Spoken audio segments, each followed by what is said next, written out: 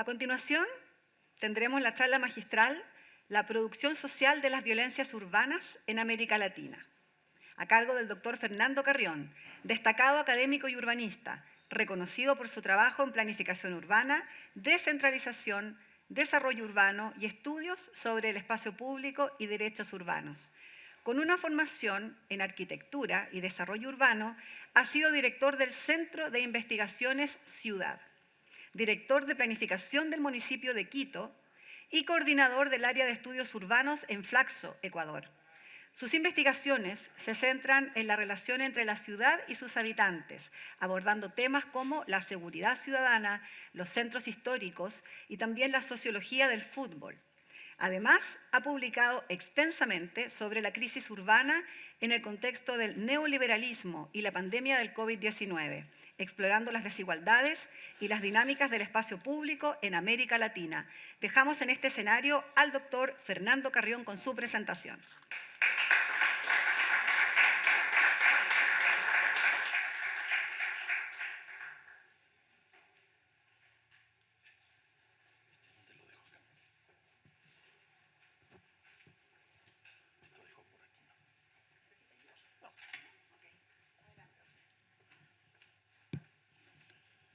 Bien, buenos días, un saludo cordial desde el Ecuador, de donde vengo, que llegué anteanoche para acá, para conversar con ustedes uno de los temas probablemente más complejos que está viviendo América Latina y nuestros países alrededor del tema de la violencia. Lo que voy a poner a consideración de ustedes es esto que lleva el título, la producción social de las violencias. Aquí hay dos conceptos importantes. Uno es que la violencia se produce y se produce socialmente. Y lo segundo es que no se puede hablar de la violencia, sino que hay que hablar de las violencias en plural, porque cada una de ellas tiene formas distintas de ir construyéndose, de ir produciéndose.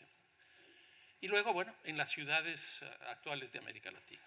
Entonces, es lo que vamos a trabajar. Quiero partir con esta cita de Moisés Naim, que para que ustedes vean es del año 2006, es decir, de hace 18 años.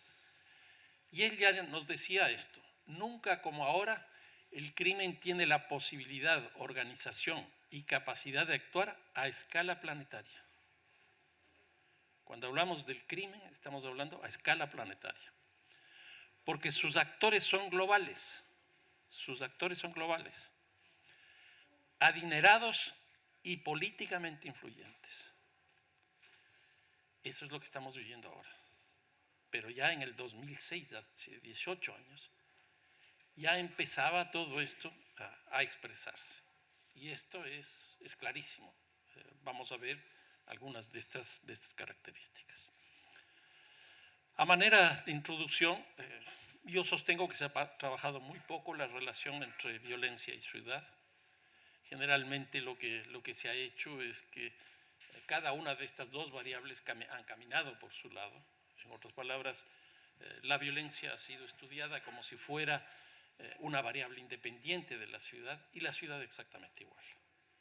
Yo creo que hoy día un problema tan grave como la violencia es igual o peor que el problema de la vivienda, por ejemplo, porque es un problema fundamentalmente urbano. Y yo creo que es imperioso hacer esta relación, ir construyendo esta relación entre ciudad y violencia, porque hoy día, sin duda, la violencia es urbana, es totalmente urbana. Y esto proviene principalmente de tres cambios estructurales que se han producido en este siglo, en general en la región. Una reforma del Estado muy fuerte, básicamente los procesos de apertura, los procesos de descentralización, los procesos de privatización, etcétera, inscritos principalmente en el Estado. El Estado ha cambiado sustancialmente. Una segunda cuestión es la tecnología. A fines del siglo pasado se estableció lo que algunos autores llaman la tercera revolución industrial, y hoy día estamos hablando de la cuarta revolución industrial. Todo esto de la inteligencia artificial, de la robótica, de las aplicaciones, de las plataformas, etcétera, está conduciendo a que en la actualidad podamos hablar incluso de una ciudad híbrida, que es justamente un artículo que acabo de publicar, porque se articulan dos espacios, el espacio físico, el espacio material y el espacio virtual. Es un cambio muy fuerte. Hoy día, para entender lo que pasa con el crimen, hay que entender qué es lo que pasa con la tecnología. Los ciberdelitos, por ejemplo, son impresionantes. El papel que tiene el dinero electrónico es increíble. Antes se robaba un banco entrando al cajero, a la bóveda del banco. Ahora se roba un banco entrando al cerebro del banco. Hay muchos casos, por ejemplo, en mi país, que se han producido robos desde la India en bancos del Ecuador. Porque en eso es lo que estamos. Entonces, hay un cambio fundamental del Estado, hay un cambio en la tecnología y, sin duda, la globalización. Los territorios hoy día se han integrado. O sea, todo está integrado. Y eso produce por lo menos dos impactos alrededor de la ciudad y alrededor de la violencia. El uno es el peso de lo económico. Yo creo que hoy día la violencia es fundamentalmente económica. Y en segundo lugar, lo que está pasando con las instituciones. Hay un proceso de debilitamiento de las instituciones por esta reforma del Estado que hablamos hace un rato y por la presencia de la tecnología que ya es muy difícil controlarla a partir de lo estatal. Son cambios definitivamente muy, muy poderosos. Entonces, a raíz de esto, lo que quiero es presentar algunas ideas de la relación entre ciudad y crimen, ciudad y violencia. Un punto de partida metodológico es esto de plantearse la producción social de la violencia. ¿Por qué? Porque la violencia es estructural y la violencia es histórica. La violencia que nosotros tenemos en estos 5 últimos años no tiene nada que ver con los que tuvimos hace 10 años, y mucho menos en el siglo pasado. La violencia tiene una dinámica de cambio brutal, brutal. Y las respuestas que nosotros hacemos desde lo estatal, desde lo privado, desde lo comunitario, etcétera, son francamente muy rígidas. El delito cambia y las políticas son muy rígidas. Esa es una constante. Entonces, la producción social es porque hay una historia, y esto quiere decir que hay actores específicos que van evolucionando y van cambiando. Y por otro lado son estructurales. Me adelanto en darles algunos datos, por ejemplo, de la economía. El lavado en América Latina, según datos del propio Banco Interamericano de Desarrollo, es casi de 400.000 millones de dólares al año. 400.000 millones de dólares al año. Eso sin duda es un impacto económico, en la estructura económica de nuestros países. Yo sostengo incluso que el sector del crimen es un sector económico autónomo que tiene su propia lógica y su propio funcionamiento. Es una cosa francamente impresionante.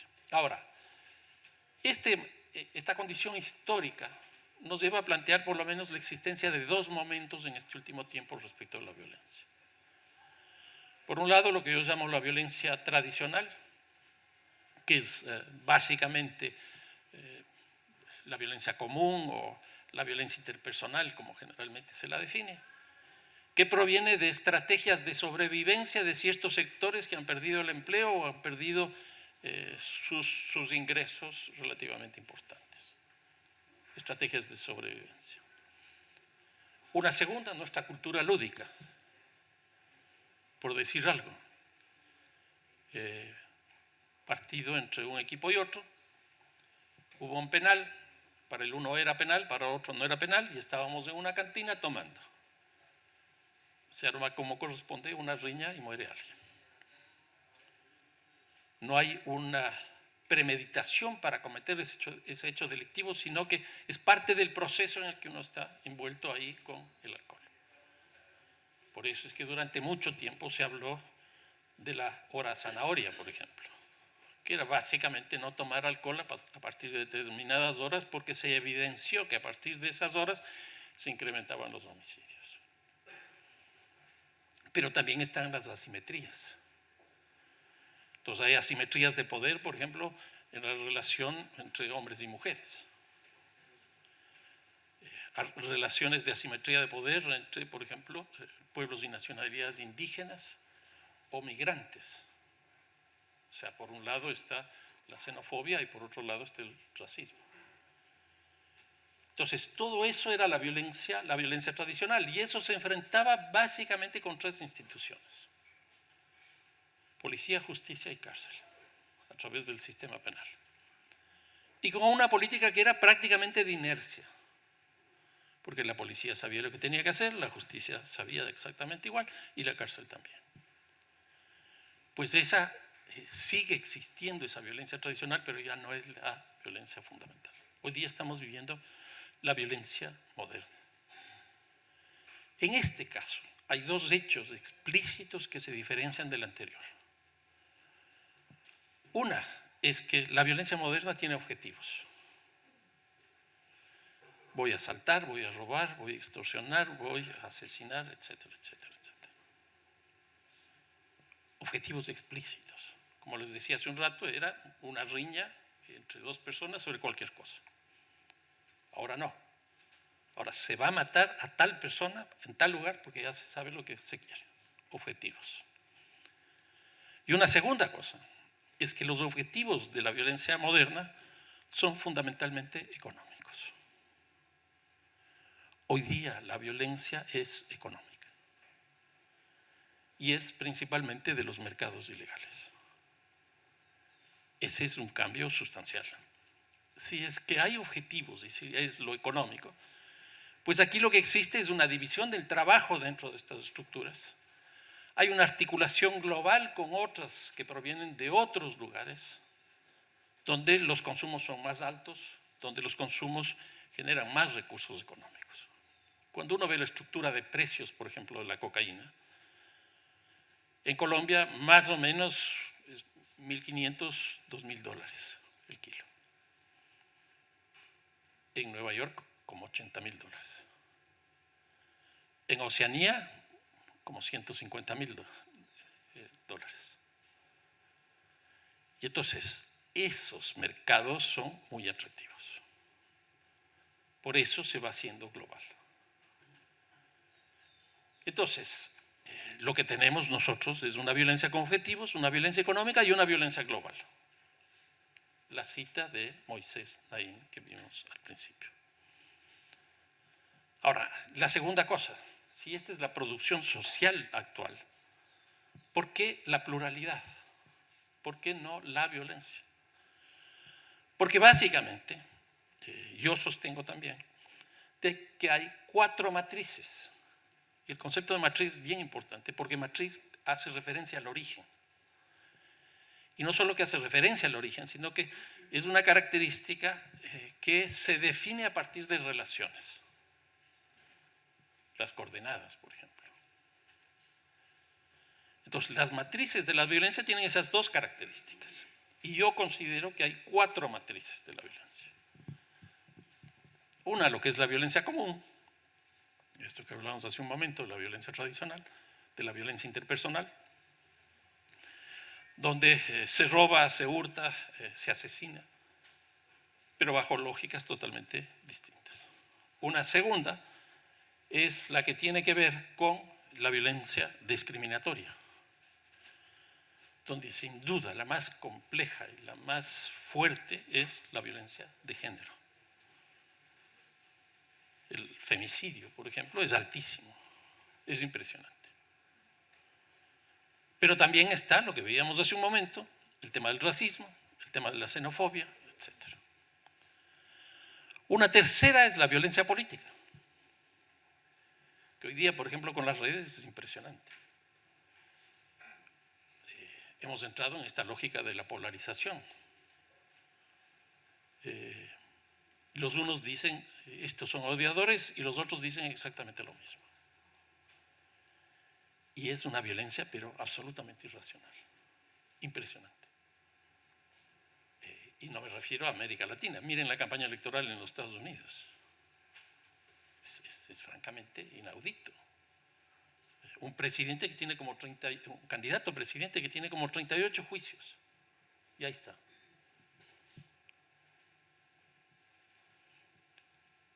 Y luego, la más importante en este momento es la violencia de los mercados ilegales. Entonces, ahí está, por ejemplo, el contrabando, ahí están las extorsiones, ahí están los secuestros. Antes los secuestros eran políticos y de larga data de encierro de la persona secuestrada. Hoy día son días. Y los secuestros también han evolucionado. Por ejemplo, el secuestro express, que era básicamente tomar a una persona que estaba en un vehículo para parar en un cajero automático y sacar una cantidad de X de dinero. Que eso varía de país en país, pero no son montos muy altos. Pero por esta cosa de la tecnología, ese secuestro express evolucionó. Ya no tiene mucho sentido el ir al cajero automático. ¿Por qué? Porque la persona que va en el auto va con su celular. Y en el celular tiene su cuenta bancaria. Y entonces hoy día lo que se está haciendo son transferencias de todos los recursos que una persona tiene a otras cuentas que generalmente incluso están fuera de cada país. Y entonces ahí los montos son muchísimo más altos. Pero yo creo que quizás el crimen que hoy día tiene más vigencia, más expresión en América Latina es el narcotráfico. Y dentro del narcotráfico, la cocaína. Pero está siendo de alguna manera desplazada por otras drogas que están apareciendo, que son básicamente las drogas químicas. Y quizás la más compleja de todas esas sea el fentanilo. Porque el fentanilo tiene tres cosas que son francamente preocupantes. Uno, el precio es bajo, comparativamente con la cocaína. Dos, es mucho más adictivo. Y tres, los impactos en la salud ni se diga. Eso ha producido, por ejemplo, una contracción del consumo de la cocaína en los Estados Unidos. Y un cambio del mercado y de la economía política de la cocaína en general en América Latina.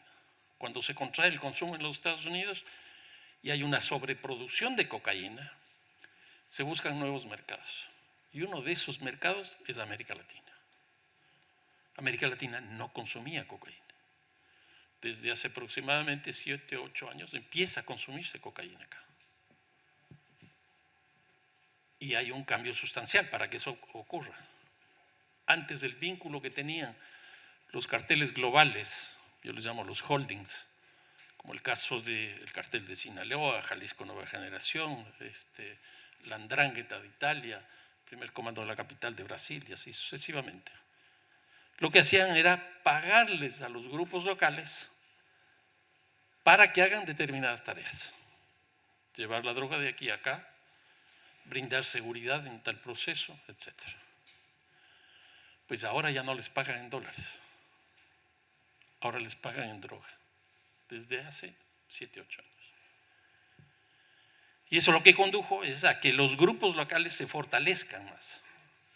Porque tienen que organizarse para vender en el mercado interno. Entonces nosotros ya empezamos a consumir. Y no solo que empezamos a consumir, sino que estos grupos se fortalecen, tienen disputas entre ellos, se matan, la violencia sube, el lavado también crece. Y lo más complicado es que estas organizaciones son francamente muy poderosas. Lo importante de tener este análisis de las matrices, es decir, de los tipos de violencia, es que eso nos permite hacer un análisis de coyuntura, un análisis de la coyuntura delictiva, para principalmente ver cuál es el ensamble, cuál es la estructura de este conjunto de matrices y cuál de ellas es la que, de alguna manera, establece la jerarquía o la fuerza respecto de las otras. Por eso yo sostengo que hoy día es los mercados ilegales sobre las otras, pero están articuladas con las otras. Y dentro de los mercados ilegales el narcotráfico y dentro del narcotráfico la cocaína.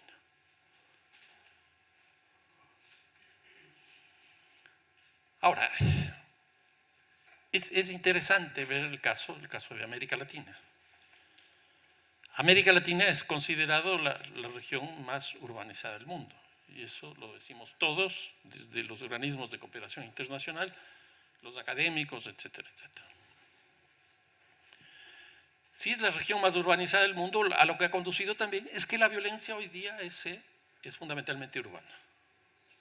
En América Latina la violencia es urbana. Pero la segunda característica que tiene América Latina es que es la región más desigual del mundo. Es impresionante. Y entonces esto conduce a que haya dentro de las ciudades una violencia que es legal, por ejemplo, las callampas, los barrios en la periferia, o las desigualdades. Es violento eso, pero es legal. Y lo segundo es la violencia ilegal, que es lo que estamos conversando ahora. Y esto ha conducido, esta combinación de ser el continente más urbanizado y más desigual, ha conducido a que sea también la región más violenta del mundo. Es muy interesante porque tiene 4 veces más la tasa de delitos que Europa y 3 veces más que el promedio del mundo. América Latina está viviendo una época muy, muy fuerte. Ahora, ¿qué es lo interesante de esto? Y la preocupación que tengo yo es que cuando uno ve las tasas de homicidio en América Latina durante este siglo, más o menos la tasa es de 20 homicidios por 100.000 habitantes. Sube un poco un año, baja un poco otro año. Ahora mismo creo que está en 19. ¿Pero qué es lo que quiere decir? Que tenemos 24 años con la misma tasa de homicidios. Significa que estamos viviendo un problema endémico. Y es mucho más grave si llegamos a la siguiente preocupación. Si la violencia tradicional, que era la anterior, básicamente teníamos 3 instituciones, la policía, la justicia y la cárcel. Hoy día tenemos esas 3, es decir, el sistema penal con la policía, la justicia y la cárcel, más una infinidad de ministerios, más los organismos descentralizados, llámese municipios, comunas, gobiernos locales, los gobiernos intermedios, sean estados, sean departamentos, sean provincias, etc. Y con una cosa adicional, cuando nosotros comparamos los presupuestos, hoy día tenemos mucho más presupuesto de lo que teníamos antes.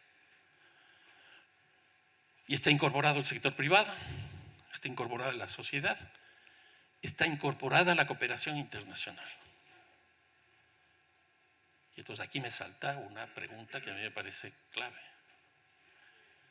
Si estamos trabajando más en esto, si tenemos más recursos económicos, si tenemos más instituciones, ¿por qué la violencia no baja? A mí me da la impresión que no estamos entendiendo lo que está pasando con la violencia y por lo tanto las políticas que estamos haciendo no están funcionando. Y eso me parece que es una cosa bastante violenta. Ahora, ¿qué es lo que pasa con la violencia en América Latina? Yo creo que se ha convertido en el principal problema de la región. Yo por mis condiciones académicas, etcétera, viajo mucho en América Latina. Y donde uno va, el problema principal es la violencia. Pero no solo eso. Cuando uno ve las encuestas, por ejemplo, de Latino Barómetro, que es una empresa chilena, claramente ahí se ve que la principal demanda de la población es la seguridad. La principal demanda de la población es la seguridad. Es el principal problema.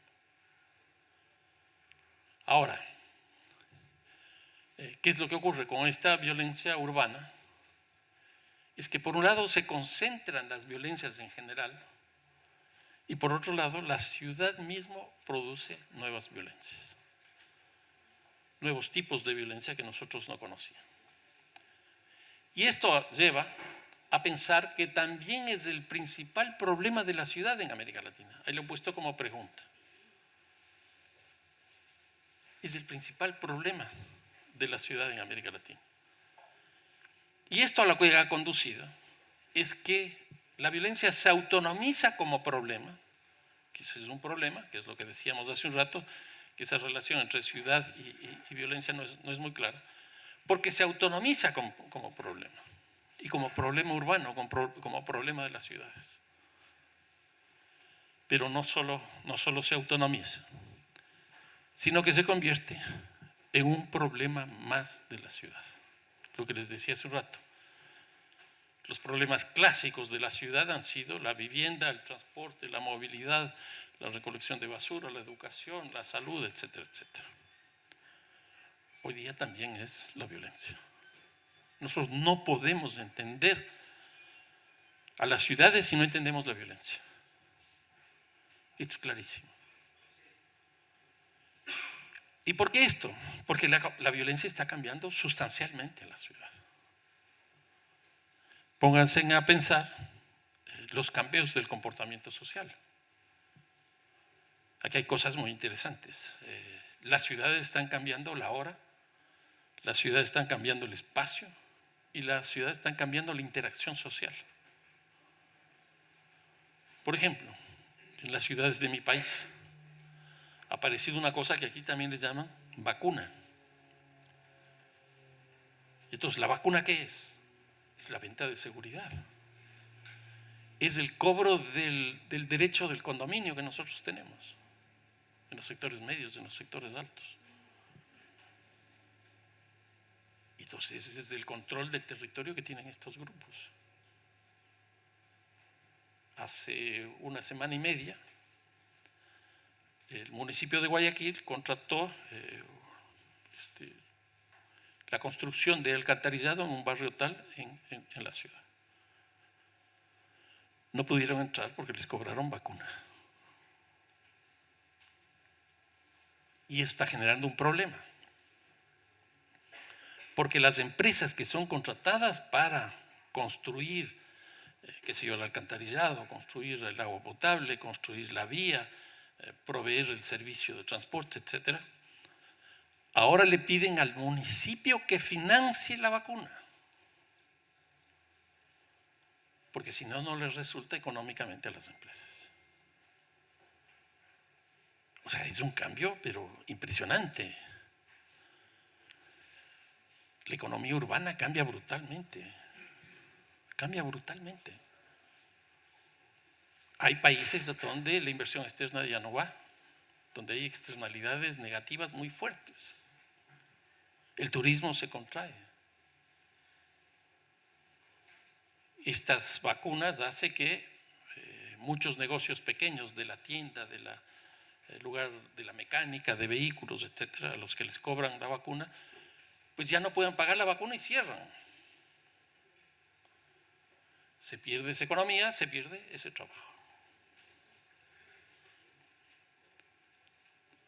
Una siguiente cosa, la legitimidad institucional. Las instituciones que pierden legitimidad son las que enfrentan el crimen. La policía, las Fuerzas Armadas, la justicia. Se van cayendo en general en América Latina. Los parlamentos ni se diga, porque además no hacen nada. Generalmente es lo que decimos. Y no solo eso, sino que las instituciones se ven permeadas, se ven cooptadas por estos grupos a través de la corrupción. Hoy como nunca el tema de la corrupción es un tema central en toda América Latina. En toda América Latina. Y entonces, ya no solo que se compra al funcionario tal para que haga tal cosa, sino que ahora gente de mi propia estructura criminal está en ese estado. Salió hace poco tiempo un estudio en Colombia de que en las elecciones antepasadas de los gobiernos municipales, el 14% de esos municipios pasaron a manos de las estructuras criminales. En Colombia son más o menos 1.120 municipios. Un 14% son ¿qué? 140, 150, 160 municipios. Es decir, más o menos casi la mitad del número de municipios que ustedes tienen acá, de comunas. Si no me equivoco, son 360 que tienen ustedes.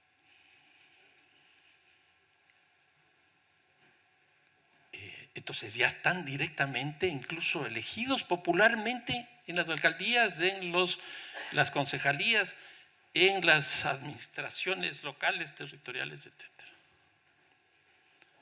¿Dónde están localizados este 14% de municipios? Donde se cultiva coca, donde se traslada la cocaína, donde se consume, donde se lava. Es francamente impresionante. Entonces, la violencia esta en las ciudades es típicamente urbana. Y aquí tenemos una violencia legal, lo que decíamos hace un rato, el tema de las desigualdades urbanas. Esa es una violencia que es legal, está legalizada. Aquí tienen vivienda, acá no tienen vivienda. Los que no tienen vivienda pues, viven en una situación de violencia brutal. Y luego viene la violencia ilegal.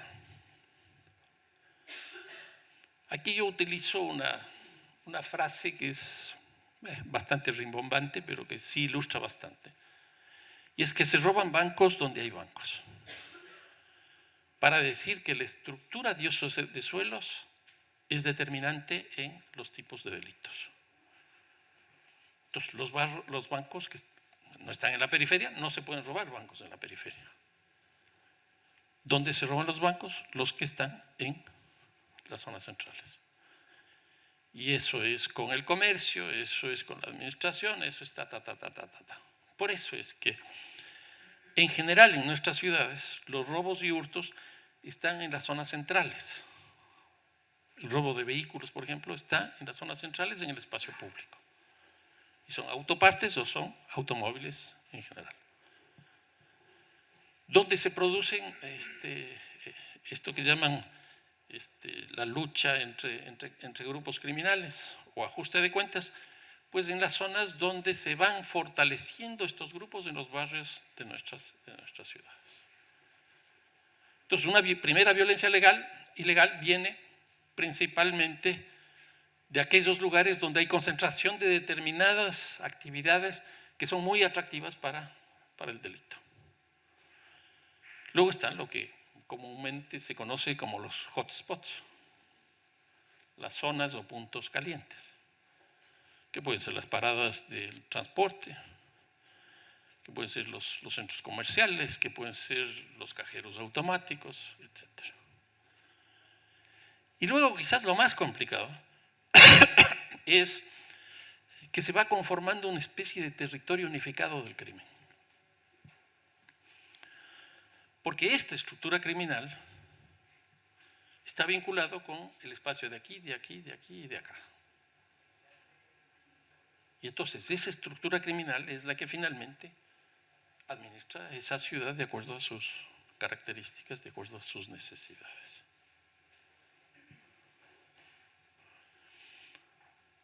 Una nueva cosa que es interesante y que es importante es que hay que tener en cuenta dos variables físicas de la violencia para establecer también algunas características. La una es el tiempo y la otra es el espacio. Dos variables físicas en la producción social de las violencias. Entonces, por un lado, obviamente que hay una geografía de la violencia, lo que veíamos hace un rato. Se roban bancos donde hay bancos, usos de suelo. ¿Por qué? Porque hay una división del espacio, hay una división territorial del espacio, división territorial del trabajo en el espacio. Y entonces, hay una violencia en el espacio público y hay una violencia en el espacio privado. Son violencias distintas. También entre el centro y la periferia. No se diga en ciertos barrios que se van convirtiendo en bolsones fundamentales para bodegaje, por ejemplo, o para convertirse en una especie de plataforma de lanzamiento, de articulación con otros lugares. Y aquí empiezan a aparecer los estigmas territoriales que nosotros mismos construimos a partir del temor. Entonces, no vayas por la calle, no vayas a las plazas, no vayas a los parques, no vayas al espacio público. Jordi Borja sostiene que el espacio público es la ciudad. Lo que estamos haciendo con esos estigmas es matando la ciudad. La violencia mata la ciudad, el temor mata la ciudad. Lo del tiempo es muy interesante.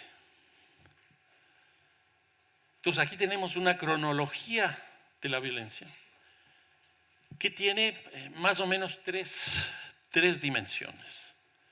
Una, la histórica, lo que veíamos hace un momento, es distinta a la de 5 años, la de 10 años, la del siglo pasado, etc.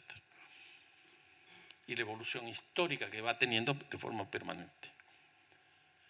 Lo segundo es que el delito, como ya hay un objetivo, ya hay una estructura, ya hay una organización, pues hay fases específicas. Entonces, dentro del delito también hay tiempos. El tiempo de la inteligencia, el tiempo de la producción del delito, si es el robo, por ejemplo, luego viene el tiempo de introducir ese robo al mercado. Entonces, cada fase tiene su tiempo. Y la tercera es el tema de la cronología. Entonces, por ejemplo, hay una diferencia horaria. Y aquí pongo quizás 2 ejemplos interesantes, la noche y el día. Delitos distintos en la noche y el día. En la jornada laboral. Si nosotros establecemos esto, una relación con el espacio también es muy clara. La jornada laboral con el espacio, lo que les decía hace un momento, el robo de vehículos en el espacio público, en las horas laborales. Entonces, por un lado es horario, por otro lado es diario. Es distinto de lunes a viernes a lo que ocurre entre sábado y domingo. Y en tercer lugar, el calendario cultural. Nosotros sabemos perfectamente bien la entrada a clases, las épocas, bueno, que ustedes ya van a empezar a vivir de las festividades nacionales, del carnaval, del año nuevo, de la Navidad, etc. También tenemos ahí violencias muy claras. Y este es un mapa que digo, un gráfico, que ustedes pueden darse cuenta, la recurrencia semanal de un tipo de delitos, que son básicamente robos. O sea, es exactamente igual. Es exactamente igual. Ahora, resultado de esto,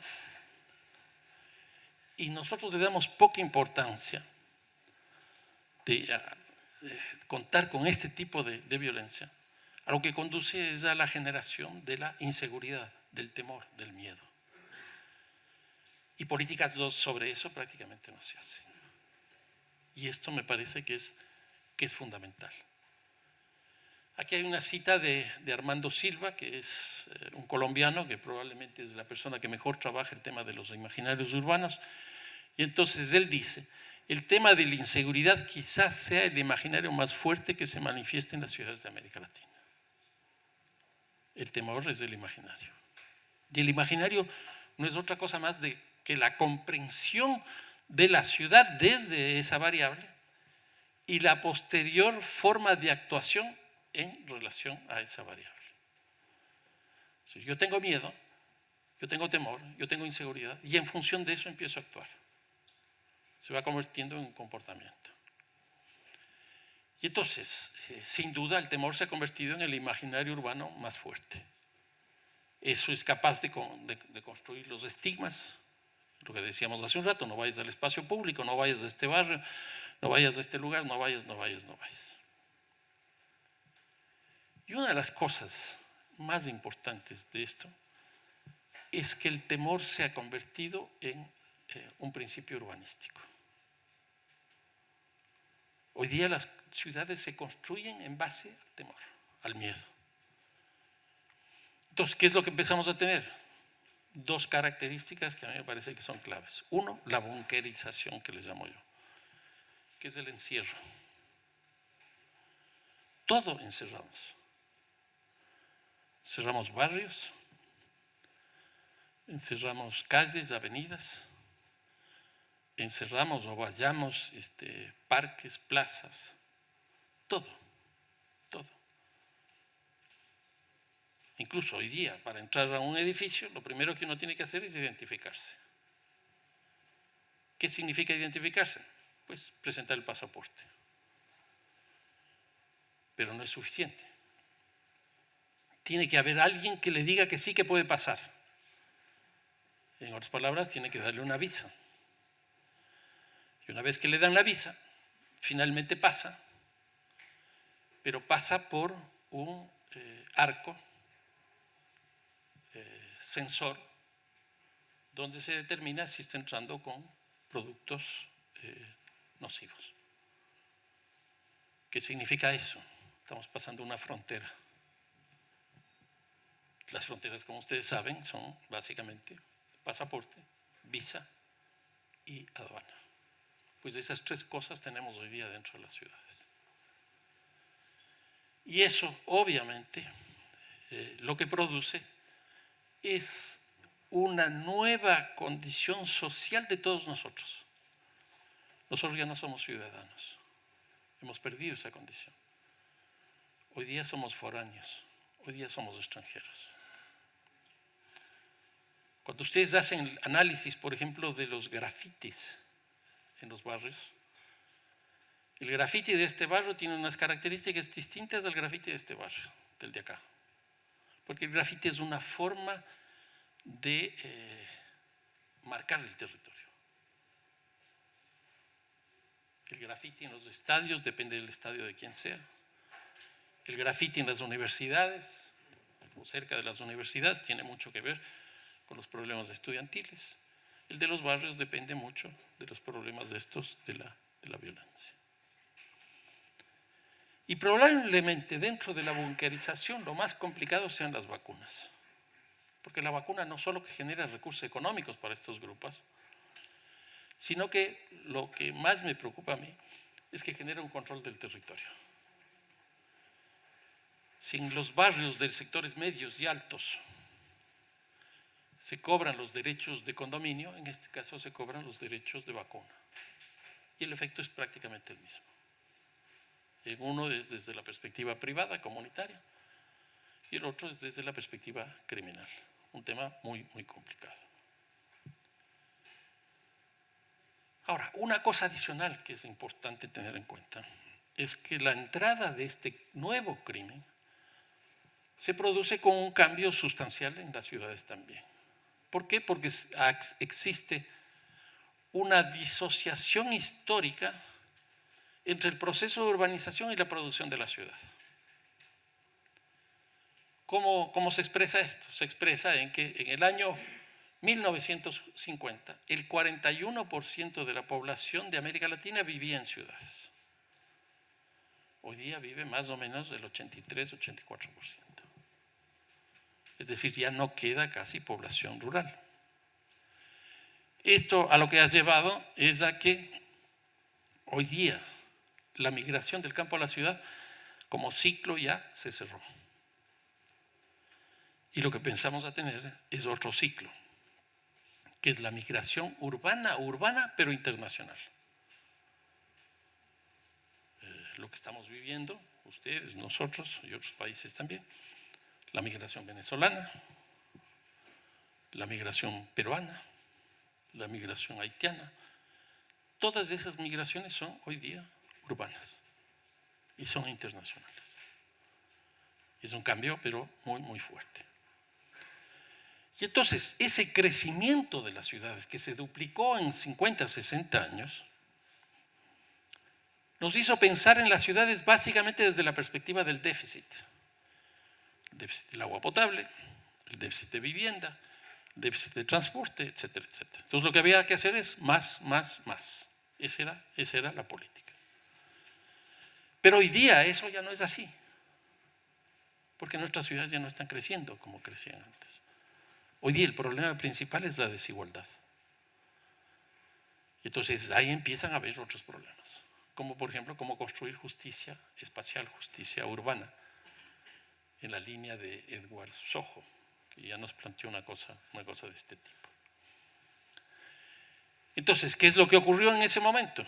Esa migración que llegó del campo a la ciudad desbordó la mancha urbana y desbordó la institucionalidad.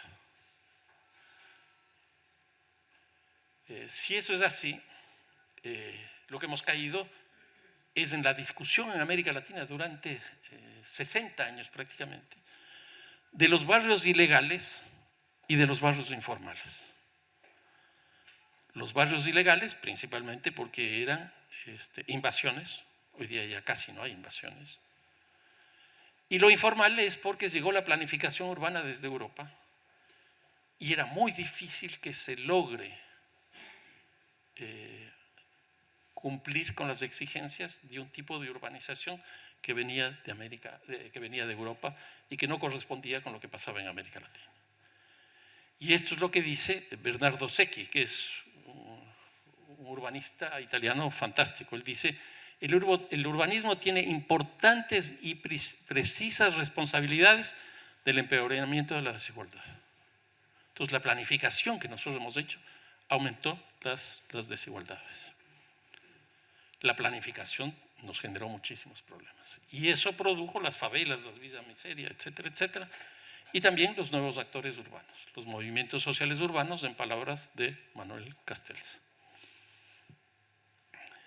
Entonces aquí esas ilegalidades han ido cambiando. ¿Por qué?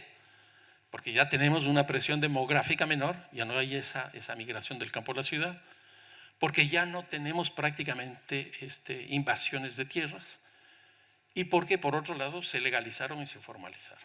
Pero a cambio de eso, lo que ocurrió es que aparecieron nuevas ilegalidades y son básicamente las ilegalidades que provienen de la economía urbana. El narcotráfico, el contrabando, las extorsiones, etc. Y entonces aquí también, no solo que estos territorios son cooptados por la economía urbana, sino también por la violencia urbana. Algunos datos de la economía criminal para que ustedes vean lo complejo que es esta situación. Lo primero es que el lavado tiene el origen y el destino, es decir, el origen y el consumo, llamémoslo así, urbanos. Dos casos interesantes. El lavado en México es de 45.000 millones de dólares. El presupuesto de la Ciudad de México es de 15.000. Es decir, el lugar donde se lava tiene una inversión de 1/3 de lo que se lava. En mi país, el lavado es más o menos 3.500, 4.000 millones de dólares. Si uno suma el presupuesto de Quito y Guayaquil, no llega ni a la mitad de eso. ¿Dónde se lava? En Quito y Guayaquil. ¿Quién administra esas ciudades? Es preocupante.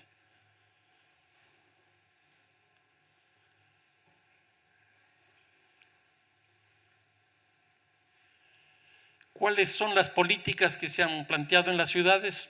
Básicamente yo diría estas 4. Uno, esto que vino de Inglaterra del siglo pasado, esto que llaman la prevención situacional, que es reducir las oportunidades rutinarias a través del diseño urbano, etcétera, del manejo del espacio público. Luego apareció principalmente en Nueva York el tema de las ventanas rotas, que era reducir el desorden porque no se reparaban los pequeños problemas que existían. En tercer lugar está la policía comunitaria, que también ha tenido un desarrollo muy fuerte y hoy día me parece que es la mano dura. Y la mano dura no es otra cosa más que la presencia de la policía y las Fuerzas Armadas. El resultado de esto es que la violencia sigue creciendo y que da la impresión que si seguimos con estas políticas no va a pasar mucho. Me parece que ahí vamos a tener problemas complicados. Para terminar, algunas conclusiones. La violencia y la economía criminal son urbanas. El temor se ha convertido en un principio urbanístico, como les decía hace un momento.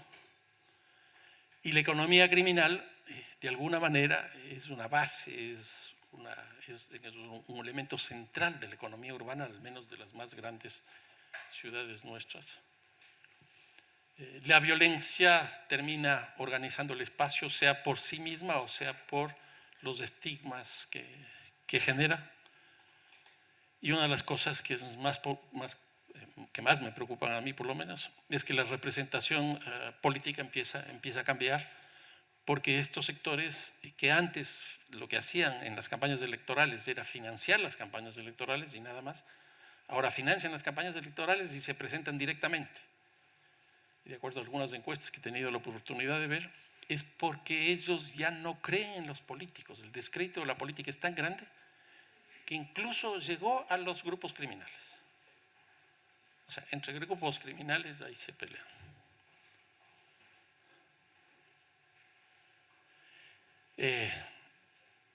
A mí me preocupa mucho en América Latina que en general la inteligencia se trabaja exclusivamente en el ámbito nacional.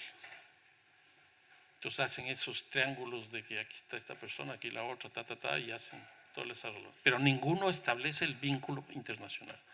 Me parece que eso es así. Y termino ya con esta última lámina.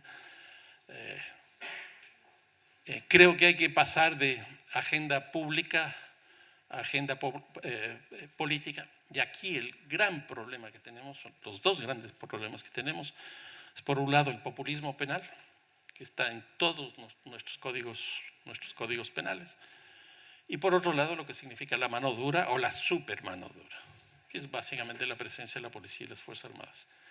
En ningún país se plantean política económica frente a esto.